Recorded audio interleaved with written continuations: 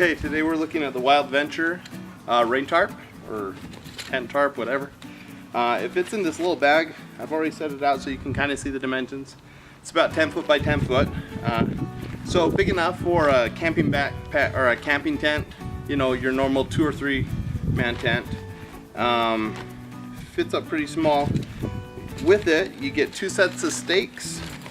So it has these stakes that you can hammer in, or your hooked stakes, and then it also comes with the string to make it into a rain fly. So if you're going to attach it to something, you can put this in the back of your pickup, or you could put it onto any tent you already have. Now the reason you'd want that, say your tent already comes with a tarp or a rain fly, this one's a little more waterproof. So the minimum waterproofing for most tents is about 1,000 BTU, and this is 2,000, so twice as waterproof as most rain flies.